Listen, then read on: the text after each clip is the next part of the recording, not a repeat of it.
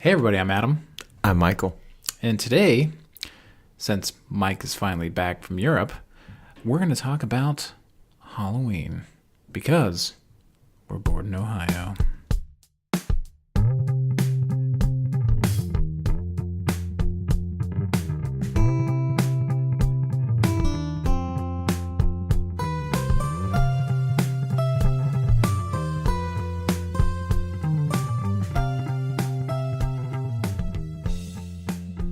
You still hit the pause just right. I did that pause just for you.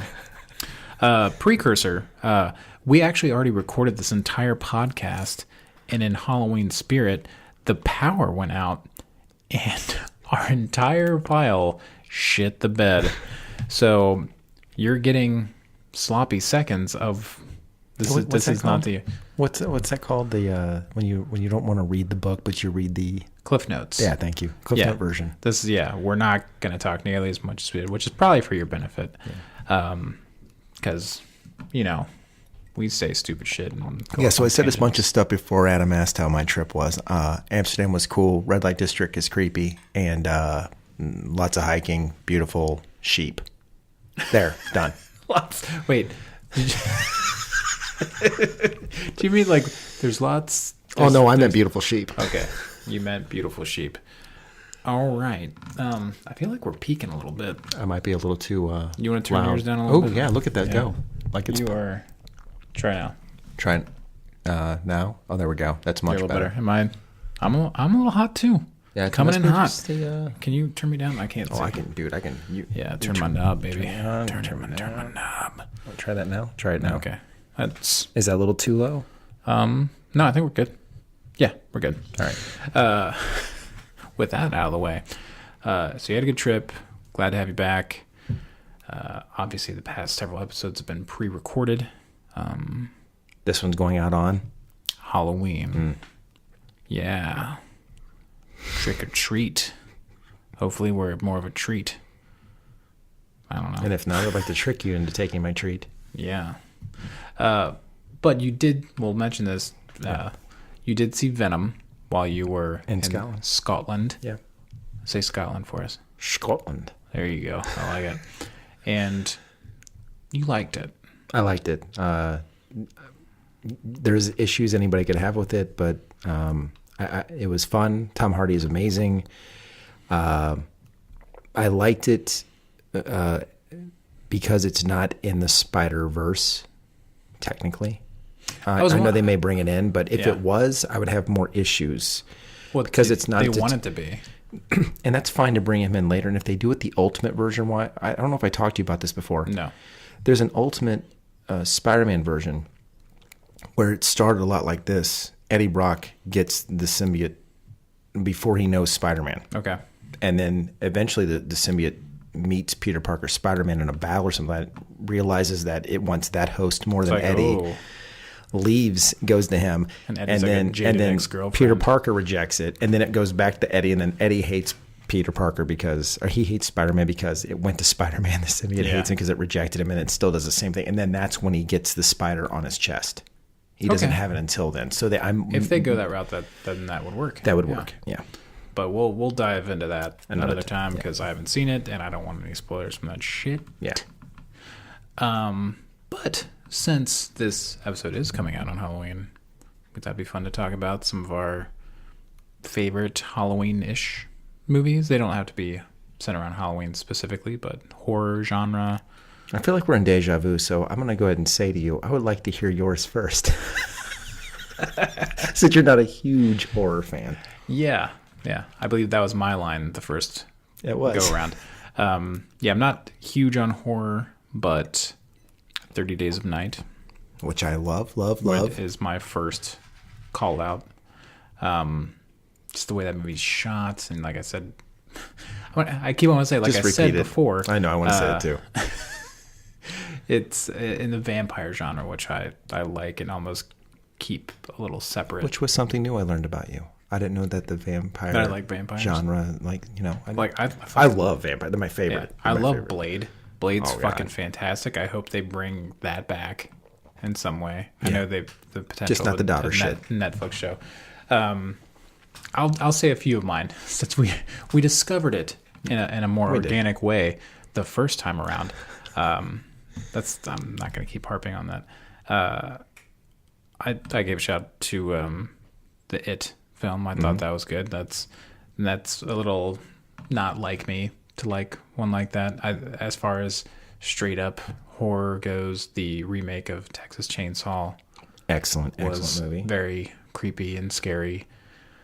Almost a little much on the violence. A little too much with that salt packing the wounds bit. Or when he picked the guy up and hung him on the hook. Well, that's the same guy, right? Yes, same guy. He puts him up there and he like packs his fucking legs with the salt. I did like, because in reality he wouldn't have died. I did like it that they showed it, like hooked him on it just to keep him alive, and then he packed it. There's something about that scene that I liked. I didn't like it, that scene. Like, it makes you cringe. Fucked up. Yeah.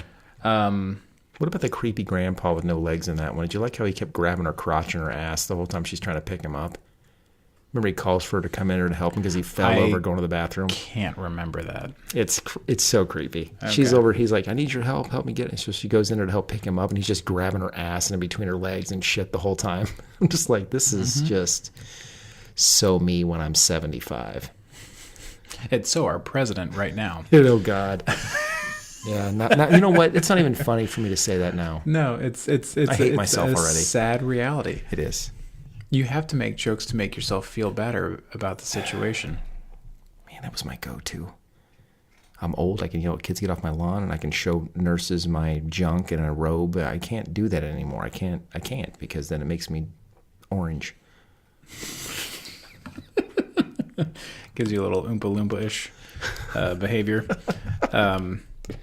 What's some other shit? We discussed whether Ghostbusters count. No. I was glad you said no. Even if we put through comedy, like this could count in there, I still wouldn't put Ghostbusters in there. Right. Shaun of the Dead, you did say does fit. It fits enough. Yeah, it fits enough. Actually, I love that. That is one of my favorite films. Shaun of the Dead? Uh-huh. I don't mean it is good. I don't mean favorite top 5. I mean like favorite top 20. I love that movie. One I didn't mention originally that I could throw in there is the remake of Dawn of the Dead. I thought that was great. Really well. Fucking A, you know what you just did? You triggered Prince of Darkness. Prince of Darkness is the name. That was the one I went on for like 25 minutes and we're not doing that again. I'll make it much shorter. Yeah. But no, what were you saying? Dawn of the Dead. But did you ever see the original? By the way, I think I saw parts. I never saw the whole thing. I loved the realism of the original. Mm-hmm. Like they held out at that mall, and they do that. They do that in the remake. The remake, don't get me wrong, the remake is a better film. It's much better shot. I like the style they did in it too.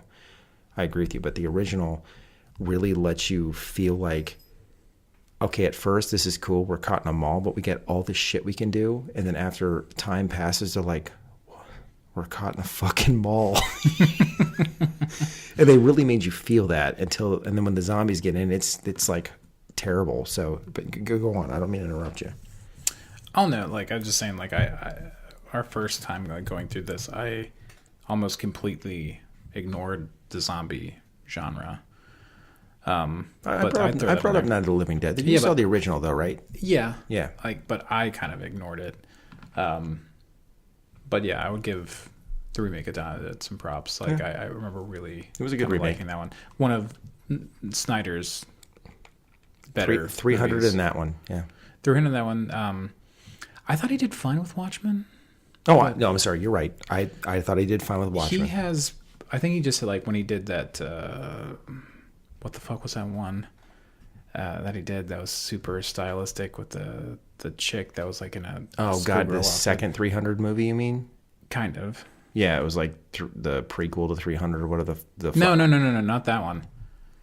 Oh, which one are you talking about then? I don't even think he did the prequel to 300. Punch Drunk. No, Punch something. Punch something. Yeah, I've never seen that movie. I own it, by the way. Stylistically, it looks fantastic, and like he's really great at that. Like I think he's a great. He could be a great cinematographer or art director. I think he should stop directing. Now, is he using the same art director every time? I have no idea. So I wonder if it's more he's going by paint by numbers based on based on the graphic novels. I'm not trying to downgrade the guy's stuff. I'm not. I swear. No, well, like But is he sitting over there, our director, saying no, that style is not good enough, dark in this and that? Then he gets props for that. But if he's using the same guy, well, you know what? I can't do that because Christopher Nolan uses the same cinematographer for most of his films, and I would give total props to Christopher Nolan. The cinematographer is great, but that's what I'm saying. Like Nolan is. Yeah. I think the Snyder style is Snyder style, and then people are just facilitating it. It is in all of his movies, so I'm just curious. Nolan's cinematographer did his own movie. Oh yeah, what was that? That Johnny Depp one. That was weird.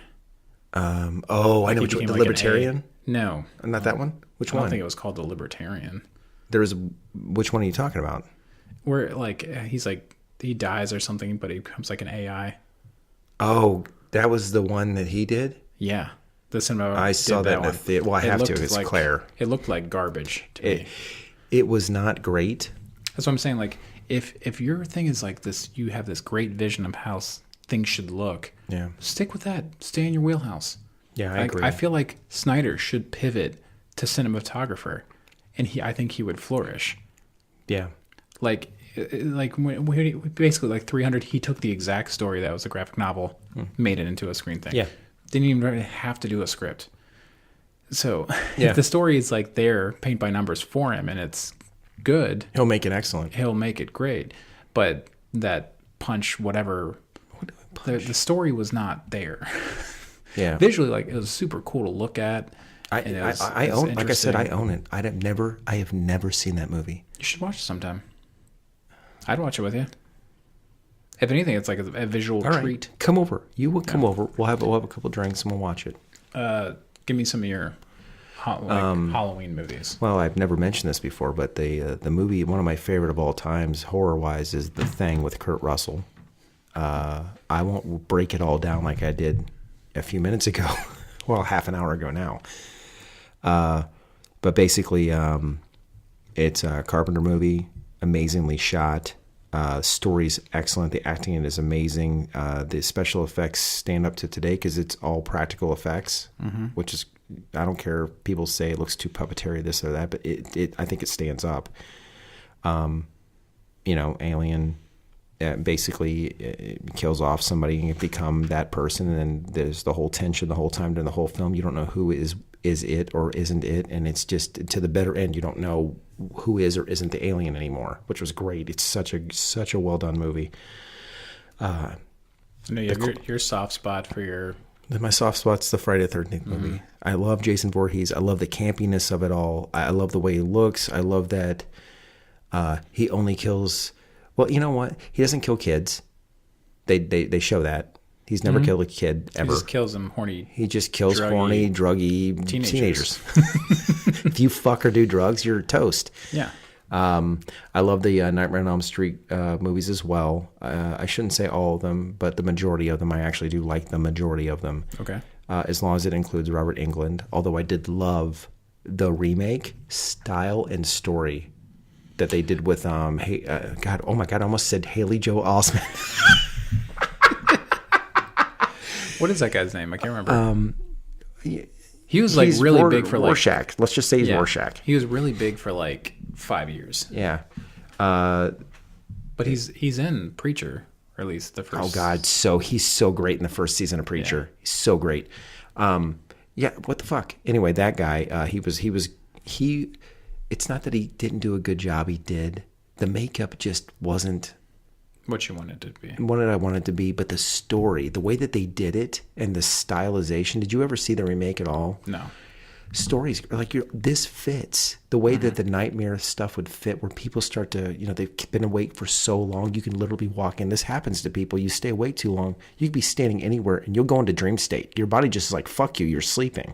And it would do that at times, and it would just do this graphical shift on the screen, and you're in the dream world where you're at. But it was dark and creepy, and it was a really well shot, everything. It's not Robert Englund. Okay. And you can't get over that. At least with Voorhees, you can put a mask on him. As long as it's a big dude. It's not Kane Hodder. Kane Hodder will always be the same. I mean, the best one. It's just his movements and the way he breathed. He would do something with his body when he would breathe and look pissed and look this and that. No one could ever duplicate that. But they'll say he was really good at conveying. Yes. Through his body motions. Yes, exactly. Okay, yeah, exactly. Cool. One I remembered just now that I didn't mention again, Evil Dead 2. Oh, yeah. Go over that again because I wanted to talk about that again. Just because, well, you can ask me now, like, why do I like Evil Dead 2? Okay, let me ask you this first. Did you like the first Evil Dead? To a certain extent. Not a ton. What made you... Actually, I didn't ask you this before. This is a good question. What made you, after seeing the first Evil Dead, want to watch the second one then?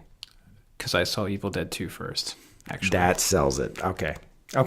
If I would have seen the first Evil Dead first... Yeah. I probably wouldn't have watched Evil Dead 2. So I'll tell you again now. I did see the first Evil Dead first. It bothered the holy shit out of me, like a lot. Like I had problems. I was like, I can't ever watch this again. That's fucked up. So when the second one came out, I didn't know what it was about. All I knew is that first one scared the shit out of me. I can't watch this. I waited till it was on VHS. My buddy worked at he worked at a music store, but they also rented. So I'd spend the night at his house, and we could go in there at night and just any movies we wanted. So, let's watch this. Fuck, I was like, God. And then I saw that second one, and then I fell in love. Then Army of Darkness, I'm more in love. It's the perfect recipe of horror and comedy in that one, where Army of Darkness just went straight slapstick comedy. Evil Dead 2 is like this, like parts are like creepy and scary, and then parts are just fucking hilarious. And I don't think there's an actor in the world that could have pulled off Ash like that Bruce Campbell does him. I can't picture anybody. You could put in Jim Carrey, like a guy who's a really animated. I don't think he could even pull off as well as Bruce Campbell does. That's actually an interesting thing to think about that I just brought that up. Can you think of Jim Carrey doing his own? Because you know how animated he can be. Right. I would if they were going to remake Evil Dead 2 right now as the exact same movie that it was, but no Bruce Campbell, I would put in Paul Rudd. Oh, really? Mm-hmm. Really? Yeah. I see more Rudd as an eyes facial, like that you really focus on his eyes, facial, and swagger. Like he's got to have that Ash attitude quality to him. Do you think he can pull that attitude part of it off? That's why I think Ant-Man fits him so well, because he doesn't really fully believe he's as much of a badass as he is. Whereas Ash, I finally believe he finally just is like, you know what? Fuck all of this shit. But that happens once he like cuts off his hand. And he's like, okay. Sure. I made it through this. Carrey could do all the physical comedy. Absolutely. He would crush it. Yeah. But it's just Jim Carrey. I know. I don't mean to say that like as a diss. Yeah. Because I love Jim Carrey. Like Eternal Sunshine is one of my favorite movies of all time. As you know, mine as well. But that's the first movie we watched together, wasn't it? In the theater? Yeah. It might have been. We left there like should we hold hands? I know. I felt like that. Yeah. No. I don't know. Let's keep this thing moving. I know, but this is kind of a hard sell to me. I want you to sell Rudd to me on this because I can't. I love Paul Rudd. I love Paul Rudd. If you could match, if you could take Paul Rudd's swagger, his personality, and give him Jim Carrey's physical acting capability, I think that would be a perfect marriage. Oh, I agree. Yeah, okay, I agree with that. I'm on board. But yeah, for me, like I have to be sold on the character as like their personality first, and then the physical acting comes second for that for me. Even though Bruce Campbell's like just known for his physical stuff that he does. Kind of like he did when I took my photograph with him when he fucked me up and I looked like an asshole. Give me that picture and that could be our feature image. Fuck you. No goddamn way you're getting that picture to post. I look like the biggest douchebag on earth. Oh, it's so great.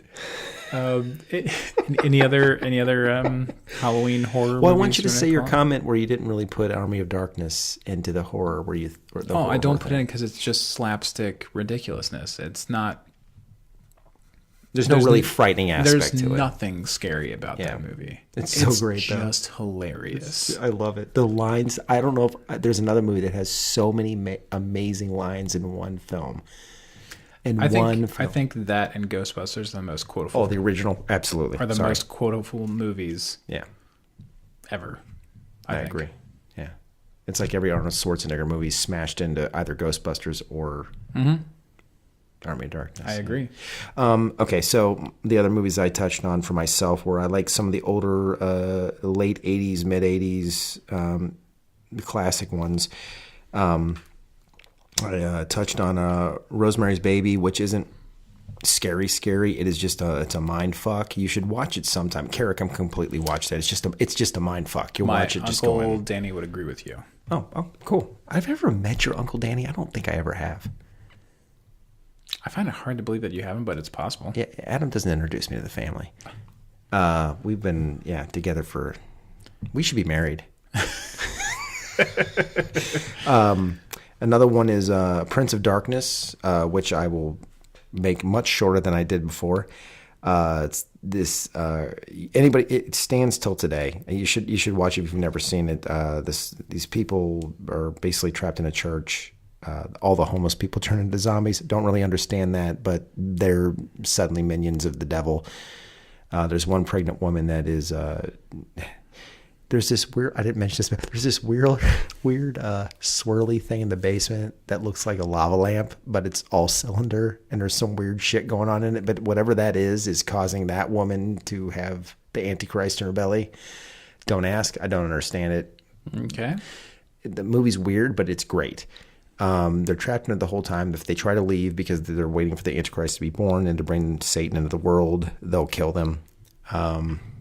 And it's a creepy movie. You should definitely if you haven't never seen it, check it out. But definitely the Exorcist is the one of the movies I just can't watch. That movie bothers me psychologically. I've seen it 3 times. The second time I ever watched it, I thought first time I ever saw it I was 12. My brother's father made me watch it 11:30 at night. Scared the shit out of me. I waited till I was 26. They put it back into the theaters as an anniversary. Mm-hmm. I didn't mention this before. I'm going to tell this, Adam. I think I might have told you this story one time before. I'm not sure. But they did we're going to put it back into theaters for a couple of weeks. And we're going to add in 11 minutes of footage that we didn't use in the original film. And I thought to myself, I'm 26 fucking years old. Is that when they put like the crab walk thing in there? That fucking spider walk? Yeah. Down those, when that happened, stood up in the theater. My lovely wife went to the theater with me. She wasn't my wife yet. I go, fuck this. She grabs a hold of my hand and pulls me back down the stairs. And horror movies don't bother me. Like, I like to be scared. I like that unsettling feeling. I like to sit there and feel like it's dark in this room and maybe there is something behind me. I like that the whole time. I like the creep factor. But that movie fucks me up. And I still have to watch it with Sydney yet. Sydney keeps saying we're going to watch Exorcist yet. I made her watch Pet Sematary on Friday. The remake looks great. You need to watch it. Brought that up as well. But yeah, no, those are my top. Yeah, right. my love is Friday the 13th. I love the campiness, man. I love it. Come over sometime, watch them all with me, please. We'll have drinks, snacks. We can do that. We can do that. You'll find the love. Dude, they show more bush and more boobs. Yeah, because that's what sells me on stuff. Yeah, and for horror, dude, come on. How else are they going to get you in the theater? You're going to watch some guy run around a hockey mask and no one seems to be able to kill. That one scene in the newest one with Jason's weed patch. Yeah, that's a good movie. That one scene. Oh, right. Yeah. No, please, yes, times 3. Yes, please. Yes, please. Can we get what's her name in the next one? Because with the next one, what, with LeBron James fucking buying the rights to it? Hey, dude's got money. I don't get they make fucking look. I'm not being racist at all here. I don't care what it is. I don't care who buys the rights to it. Cool. I love that he's a horror fan and he loves the Friday the 13th franchise. I love that. Don't change the character. Do whatever else you want. You're just afraid because somebody else is buying it. You're afraid they're going to change it. They're going to change it. It's like Rob Zombie coming in, and all of a sudden you see just fucking 45 minutes of his childhood first. Fuck off. Just because LeBron James is black, I'm going to punch you in the balls. You don't know. I'm just saying you don't have to preface, I'm not being racist, because then people, whenever you say that phrase, people immediately think you're going to be racist. I'm just trying to say, because he was an African American of buying the film, I'm trying to say, honestly, what it is, it could have been Peyton Manning buying it, and I'd be like, don't fuck with my fucking character. That's all you gotta say. Just don't fuck with the character. You're known as a sports figure. Don't fuck with my character. Right. If you're known as a filmmaker, I wouldn't worry. You know what I'm saying, though? Yeah. Well, like I don't think he wants to like give direction. I think he just wants to be a financer of this film. Supposedly, he wants to produce it. Sure. Well, yeah. Don't fuck with the story, man. Don't fuck with it. Until I see a trailer, I got no ill will. But because you watched Rick and Morty, oh god, yeah, and turned, what? Can you get the fuck over this? No, because you watched Rick and Morty and you can loved smear it. in my face that I was wrong with. You smear my. It's like rubbing my nose in my own dog. I wasn't my even own dog gonna piss. say you were wrong about it. Oh, you weren't. Because you watched it and enjoyed it, and you put the effort in. Yeah. I will come over and I will watch Friday the 13th. You'll watch them all with me. I will. I mean, that's a bigger commitment than Rick and Morty, but I will watch them all with you. Okay, it is a bigger commitment, but I'm telling you, you can ask Warndorf and you can ask Kyle. It's worth going through it. I'll go with it. You don't have to sell me. I just told you I'll do it. You'll get it. You'll get it when you go through it. You'll be like, I get it. I get why you like this. Why you love this character. There's nothing concrete. I can't tell you what it is. It's not that he walks around in boots and a fucking torn up shit and just hacks people to death or whatever. You'll get it. You gotta watch it. I trust you. It'll happen, and we'll report back. It's because those teenage fuckers and weed smokers let them die in the lake. What? Is we already did this episode one time, and we're like, next one's gonna be shorter. It's not. We are 20 minutes. We're 20 minutes ahead right now. We haven't even talked about Halloween. We've just talked about like movies we've liked for Halloween. Like you're actually going to talk about this new Halloween movie again. Yeah, it's going to be just as long as our first round. No, I'm gonna. Okay, I'll condense it. We're hooked up to a laptop now, so if the power goes out, we're good, motherfuckers. We're good. I am not doing this a third time. If it happens a third time, we're literally gonna do a 5-minute thing that says, "Watch Halloween." All right, let's do this condensed. Yeah, condensed. Yeah, I'm gonna say this. What I asked you before. You never seen the entire first Halloween movie? No, I just saw parts. Through. Okay, I told you. I won't go through the origin. We don't have to keep on saying like I told you this, that blah blah blah. I did see the only Halloween film I've seen all the way through is Halloween H2O, which was entertaining but not great. And you told me to. I'm sorry. And then you said I need to watch the honest trailer on that. I need to remember the honest trailer on the original because it's funny. On the original film? It's on the original film. Oh man, I'll get defensive about that. Well, no, I think they give it tons of credit for basically setting up how horror films are for eternity afterwards. Sure. But they were still like poking fun at like look, there's a guy, joinks, he's gone. Like that was his most intimidating that is a setup factor for every horror film after that. Everybody does that now. It is. But they poke fun at things like that. Sure. Because it's like, oh, this intimidating, scary guy who just is there and vanishes. That's his thing. But then they go and they give he's the Vanisher. He's Brad Pitt. Plenty of credit. Yeah, he's a Vanisher. I told you I did finally watch the Super Duper. So did I when I was in Scotland. Oh my god. Of all things, like Kara was like, I didn't like it as much as the first one. Like when we first saw, it's the music. Well, no. When we saw Deadpool 2 for the first time in theater, she's like, I didn't like it as much as the first one. Oh, really? I was like, really? I thought it was just as good. I thought it was just as good. She's like, I don't, wasn't it? But then we watched the Super Duper cut. Yeah. Because you were like, you got to watch that tonight. Yeah. And we did. And she's like, I like that so much better than what was in the theater. Why didn't they do that? She's like, I didn't understand so many things that were going on in the movie because like when you watch that they cut out a lot of backstory. They cut out a lot. She's like, it makes sense now. But the music choices. Yeah, at the end when they changed the music up, I'm like, nah, stick with what you had stick first. With what you had. Otherwise, definitely if you have Deadpool and it came with a super duper cut, watch super duper cut. Fantastic. Yeah, great. Back to Halloween. Sorry. Oh no. We got sidetrack. So anyway, this is a direct sequel to the original, which is good. Cut out everything that's ever been done, please God, and continue doing that. So this is 40 years later, and I'm going to leave out any spoilers so you can listen to this. I only have 2 complaints with the film. The first one you can see in the actual trailer, which is the penitentiary mental hospital playground. It's dumb. You call it a playground? Yeah, it looks like a fucking playground. Yeah, it's like a giant checkerboard. Yeah, it's a giant checkerboard. Michael, I have something to show you, Michael. I don't know. I give him this. Talk to me. I give him this fucking voice every time I imitate. Yeah. So these journalists come in. The whole point is they're podcast people, by the way. Oh, really? They're podcast people. I have a podcast. I have something to show you, Michael. The guy has the Can you feel journalist. it, Michael? Can you feel it? Has some attorney general friend that allows him to borrow the Michael mask. So they get permission to go in and talk to Michael. Michael hasn't spoken in 40 years. And Michael never spoke in the first 20 years. Anyway, shows up, and as you see in the trailer... He's a man of action. He's a man of action.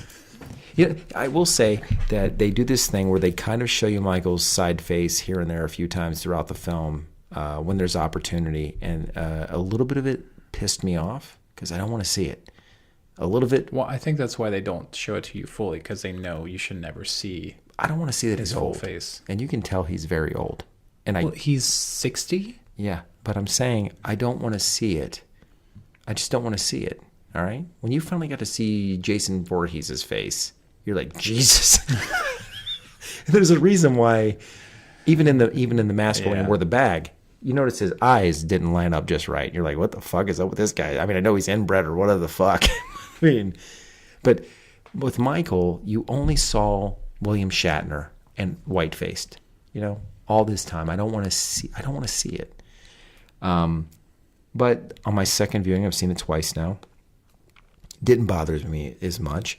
What it did on the second viewing was reinforce the thing that no matter how old this guy is, there is a self-drive in him that the one that got away was Laurie Strode, and he needs to finish the job. They don't ever really they don't force that on you. I think the doctor mentions that there must be some thing that keeps him driven. Like he's got to get Laurie. She was the one that, fucked all of this up, which was whatever and it is random. But what I loved about the film was it's very violent, not to the point of hostile violence. It's not overly gory. If it was like that, if you told me like, I'd be like, I don't like Hostile. I don't like Hostile solely because of the over gore. Because it's gore porn. It's not even gore for a reason. Yeah. Like the Saw movies, I think, tread a tightrope with what they show. But it is. I agree with you. The motivations of the villain and how he uses the torture things or whatever, the trials that he puts people through, make sense. It's a story thematic thing. It isn't just, hey, there's people in fucking Germany or where the fuck that just want to get off on fucking up people. Yeah, that's just fucked up. And I will say the director of Saw which was Juan, by the way, who does all the Conjuring movies. If you didn't know, he was smart. Like, I want to show you that this guy really did torture people for them to either escape or die. But I don't want to be hostile. So what I'm going to do is I'm going to show you, but I'm going to fast. Saw came before Hostile. Did it come right before? It was before. Okay, it had to be shortly before though. Yeah, they were pretty close in time frame. So he sped up the film on the edits, so you would see them going through barbed wire or whatever the hell. But it's so quick stop. Like you saw that they were You saw they were going through stuff, but they didn't focus on it. Whereas Hostile, you see a guy sit there with his finger out, and they slowly pull his fingernail off or whatever. Ugh. Fuck off! No. I don't need to see that. That's fucked up. Anyway, Halloween was appropriately brutal, but appropriately brutal. Over They make a top. Yeah. They point out many things from the original, which is beautiful and well written and appropriate for its time. This was like a 1978 film, the original, and actually it is 1978. I just pulled that out of my ass, and it's 40 years later. Anyway, they make comment that it's 40 years later and that Michael only killed 5 people in the first film, which is nothing today standards. What a big deal. That happens almost daily, whatever. Some guy stabbing 5 people, which was funny and darkly funny because it's true and it's sad. But up to horror aspects in films and whatnot, it needs to be upped in the ante, and it in this film definitely comes through in that. And you counted. I counted the kills. I counted the kills. So we got 1978 Michael. He's running 5 kills. 5 kills. I mean, he's been in that fucking insane asylum. He's been thinking about like, man, it's like in sports, like at halftime, they're like going through the fucking tape, like, how can we run this play better? Yeah. He's got 40 fucking years to think about this shit. What's he up in his numbers to? 24 kills. Shit. MVP. MVP. And those are the only that it is actually confirmed that you saw him kill was 24. Mm-hmm. There's some side standard stuff, which is part of the spoiler thing I won't get into. Maybe in another future podcast, I'll bring this up the next time we do a podcast. Be like, by the way, this was the second thing. I'm going to see if Brown wants to see this movie. You should. Because I want to know. Kara won't see it. I want to know if that bothers you. It's too cliche for me. It bothered me because it's too cliche. Okay. The rest of it I thought was appropriate. There's a lot of send-offs to the original film, which I thought were done appropriately and give you a little of a giggle and like, yeah, fuck yeah, go do this, which was great. Jamie Lee Curtis is excellent in the film. And you got this. Is she believable? She is. Good. It was, and it was Sarah Connor believable. Yeah, I was gonna say like Sarah Connor's been like, yeah, prepping. No, because Jamie Lee Curtis didn't. They did basically make her Sarah Connor. They did basically, but there is a clever. I shouldn't say twist is too far, but there's a clever little almost twist towards the end of the film as to what she's been doing this whole time. Okay, it makes has a good sense. Payoff. It's a good payoff. It makes sense. Okay, this makes sense why she's been doing what she's been doing, and I liked it. I liked the way that worked. They leave a window for a. This isn't really a spoiler. I mean, come on, it's Michael Myers, it's Jason Voorhees, it's Freddy Krueger. There is, if you wait to the better end, a little bit of a payoff for that. They could do a sequel if they want to, or you can believe it's over and this is it. Mm-hmm. It is a solo film, which is good. They kind of did that with the Friday the 13th remake too, which I love that remake. He could be dead and that's the end of it. Mm-hmm. Or that he doesn't ever seem to die. Same thing with Michael Myers. You could continue it. You could. And they do give you 2 separate payoffs. When you're watching it, they could say maybe, I do want to ask you a question. Because Danny McBride was a big factor in this movie getting made.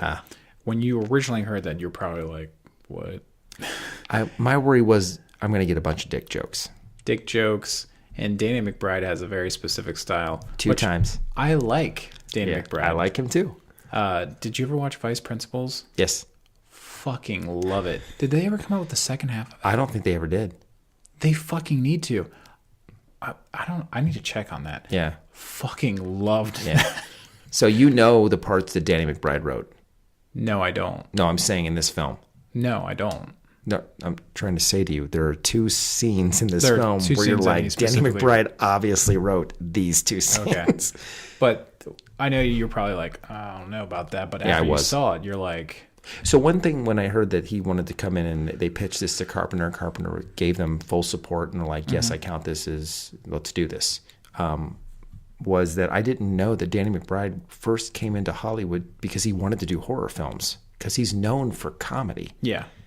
And sarcastic dick joke comedy. I mean, that's just what he's known for. So that at first it worried the shit out of me. But once he came in and there was these things like he came to Hollywood he wanted to do horror films. I'm like, okay, cool. That makes me not worry as much because he likes what's been established. And hopefully he'll stick to that. And they absolutely stuck to this. He'll honor what was. It'll honor it. You could take this new film and smash it right up to the original, and they look like they're from the same It's either the same director or whoever did the first one completely worked with the second one. One thing that I will mention that I didn't from before was the camera work in this and the editing is superb. There's scenes where you follow Michael doing kills over his shoulder like you're with him. You get to see a lot more of what he doesn't really ever have a plan. Everything is it is randomized, but yet it's intelligently randomized. Like he's not just killing people on the streets, he's going into their homes. He kills a lot of people. They're done in creepy, unsettling, not unsettling in a bad way, ways that make you kind of jump scares. I'm saying unsettling. It's unsettling because well, I mean, he's not gutting somebody and slowly pulling out their intestines. No, he's efficient. He's efficient. Yes. He's unsettlingly efficient at killing. Yes. So they keep almost they're not glorifying the gore. Like no. he just kind of goes and does his thing, and that's a good point. This film definitely does not ever at one point glorify the gore. That's a good point. Never. They're showing you that this is a violent guy. The scare, the fear is how efficient and unstoppable he is because at being a killing machine. Almost, really, you could paint Michael Myers as the blueprint for Terminator, really, because Terminator, like the efficiency of the Terminator is he's an unstoppable machine. Yeah. Unfortunately, I mean he talks, but in a heavy Austrian accent. But as soon as that motherfucker has his eye on you, you're going to fucking die. Yes, but in comparable to that, they do show you a few times in the film that he is very much human. Yes. He can be injured. He can be hurt. And you will see that in many ways. But just like Terminator, he just keeps getting going up. Yeah, you can't stop it. Really, these are all just more violent versions of the little engine that could. Actually, you know what? You're right. Oh my God. Let's work on this. I need to start drawing more anyway. So we're not going to do the Elf on the Shelf now? No. Shh. Oh, sorry. No, I legitimately want to make this with you. I want you to write it. Okay. And I want me to illustrate it. Okay. Do a version of The Little Engine That Could with Michael Myers. Okay. Come on. We don't have to, we're not going to make, we can send it to Danny McBride and be like, we're not really looking to make money at this. We just thought this would be hilarious and that you would enjoy it. And he would be like, game on, motherfuckers. And then we make money. And then we make money. Yeah. I like this idea. I like it a lot. Yeah, maybe that'll be the sequel. Yeah, there you go. Have you said your piece about the movie yet? I did. I will. Ending's clever. Jamie Lee Curtis is great in it. The guy Nick Castle is in the film a couple of times as Michael Myers, which is great. And he played Michael. I'm sorry, he played the original Michael Myers. Yes. But I would give the movie a solid B+ to A-. The two little issues I have with it are a little too cliche, a little cheesy, so that makes me not give it a solid A. But for a horror film and for the continuation of an amazing film, very solid film. Go see it. That's pretty high praise. So when you put those kids to bed tonight, when they're in their candy comas, go out there and enjoy yourself a little movie called Halloween. It's called Halloween. It's not Halloween 2. Just Halloween. Just Halloween. There's been 3 Halloween 2s, if you include this one as being a sequel. Stop bringing up the fucking Rob Zombie shit. Okay, it's just the fucking worst. Just ignore the Rob Zombie ones. Obviously, he didn't do a good job. If they were like, if John Carpenter was like, so hey, Danny McBride. Yeah, that's true. I like what you got going on. And notice that Jamie Lee Curtis didn't want to be involved with any of the Rob Zombie shit. Did he want her to be? I want to say that he asked if she would want to be some sort of... No. No, he's probably like just all about his wife being in it. I mean... Sherry Moon Zombie. No. Tutti fucking fruity. No. Okay, so... Perfect, like, Halloween is a perfect Halloween movie. Go figure. Yeah. Moving forward, I did mention this the first time we recorded. I would like to do more remake workshop stuff. I know you give me so much shit for not going and seeing movies.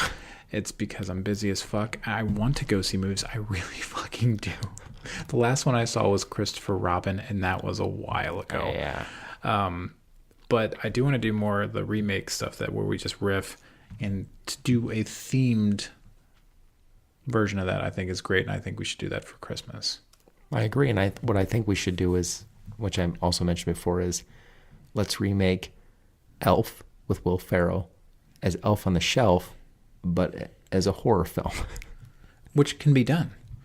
I don't want to think about it ahead of time. Okay. But I will also extend this. No, I won't. I promise you, I will not think about it till we sit down to do it. No, I won't even. Fine. Yes. You'll forget. I'll forget the second after you have your standard however many drinks tonight. You'll totally forget. I'm right there fucking with you. Since we're already on glass 2 of bourbon, since we already fucking recorded this one time. We went just as long. I know. I knew it was going to happen. And I'm talking way less than I did before. No, you're not.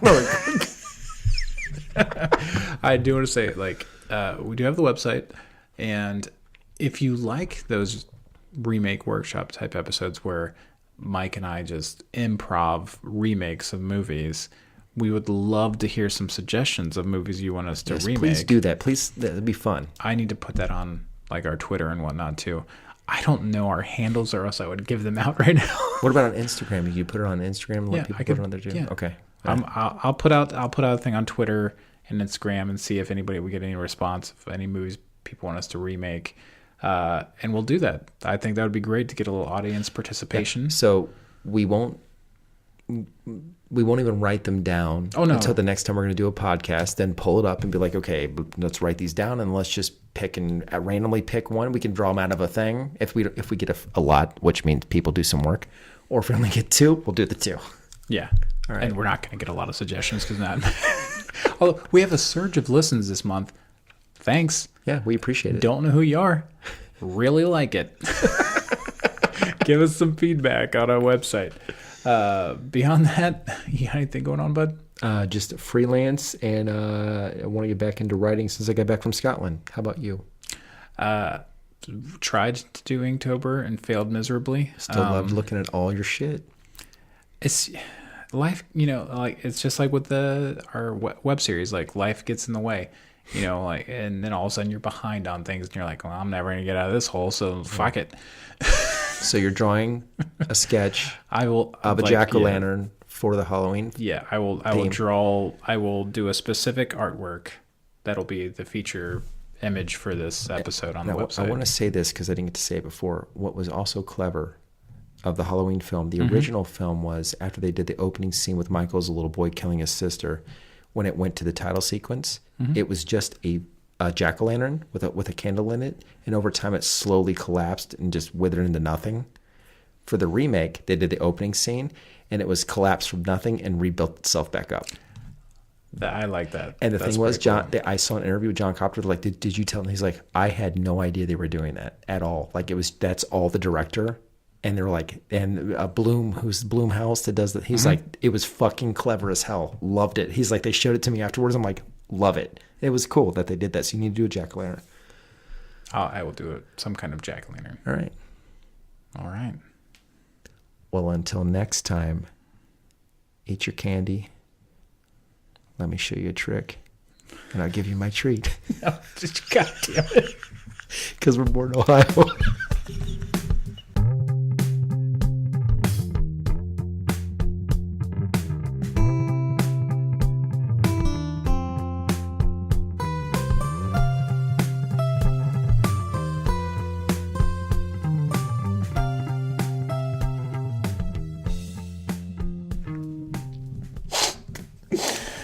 Nobody wants to see your treat.